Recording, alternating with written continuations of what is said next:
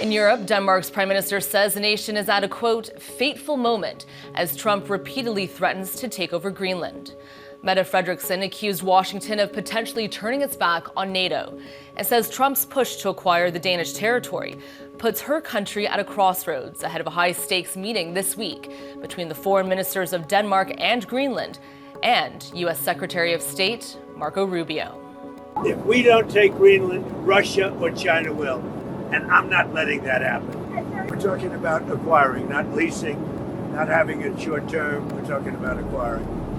And if we don't do it, Russia or China will. And that's not going to happen when I'm president. Are you going to increase the amount of military bases on Greenland in the meantime? Well, we have bases on Greenland. Yeah. Are you going to make more?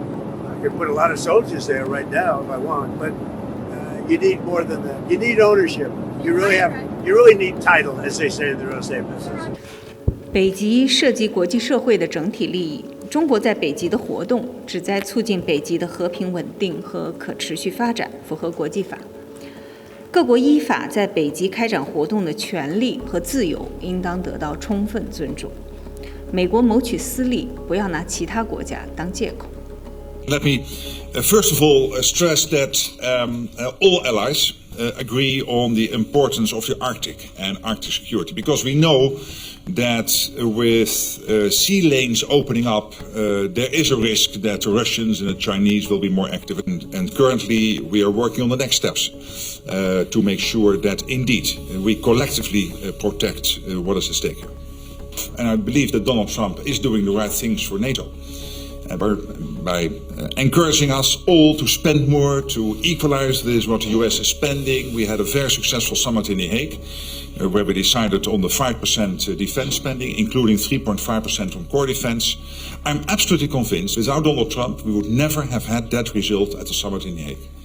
Wir sprechen in der Tat innerhalb der NATO über Grönland. Wir teilen die amerikanischen Besorgnisse, dass dieser Teil Dänemarks besser geschützt werden muss. Ich hoffe, dass wir da zu einer einvernehmlichen Lösung innerhalb der NATO kommen. Darum bemühen sich die Außenminister. Der deutsche Außenminister ist zu Gesprächen in Washington, wird auch darüber sprechen. Wir sprechen mit der dänischen Regierung sehr ausführlich und wir wollen einfach die Sicherheitslage für Grönland gemeinsam verbessern. Und ich gehe davon aus, dass die Amerikaner sich daran auch beteiligen. In welchem Umfang, das werden die Gespräche der nächsten Tage und Wochen zeigen. Well, of course, this is a violation of everything, as the Danish Prime Minister said. And I would say there are moments in international politics where we lack words. Europe is not going to do anything. It will state things, but it cannot prevent Trump from doing things. He has a plan.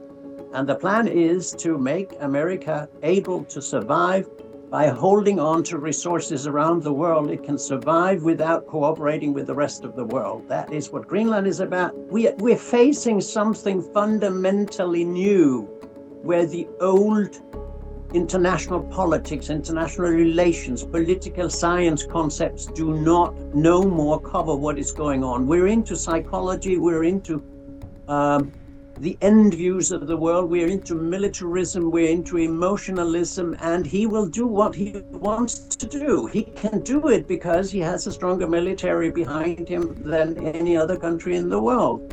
We need to have a global campaign where non-violence comes up to the surface again.